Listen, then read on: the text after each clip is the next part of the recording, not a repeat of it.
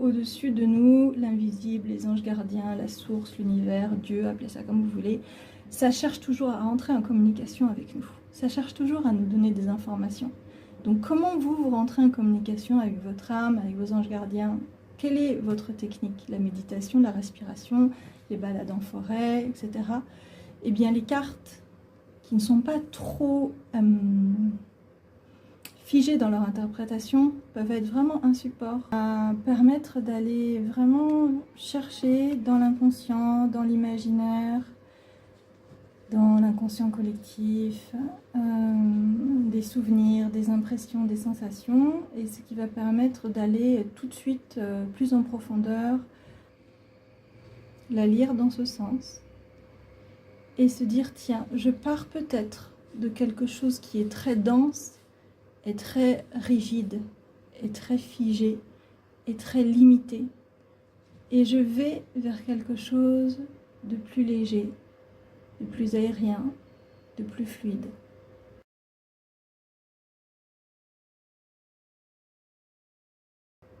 Ça peut être un animal, donc ça peut être retourné à un aspect plus sauvage. Ça peut être aussi, lorsqu'on regarde cette carte, on a l'impression de voir ici un œil.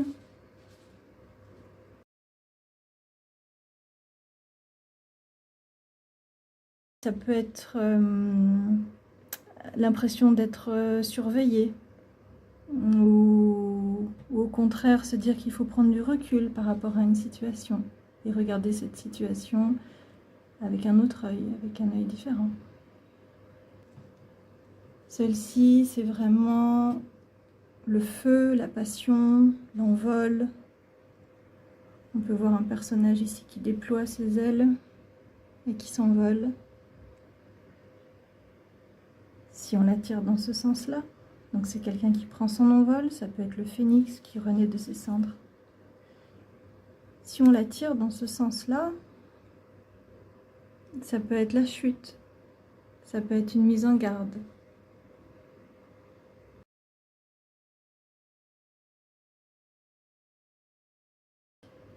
Ici, on peut voir une chute d'eau, un torrent, une cascade, de l'écume, donc quelque chose de très dynamique,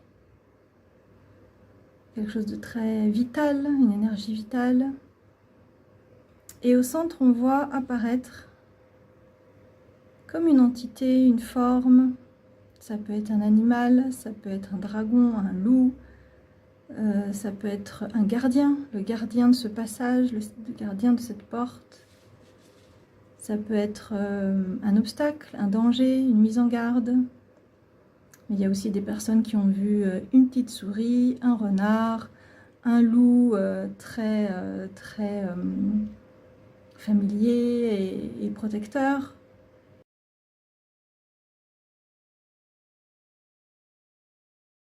Voilà en tout cas comment j'ai conçu cet outil et j'espère qu'il vous plaira et qu'il vous parlera. N'hésitez pas à me faire des petits commentaires si vous avez envie. Je vous remercie encore tous pour vos commandes. Puis si ça vous plaît, faites circuler. Bonne journée à tous.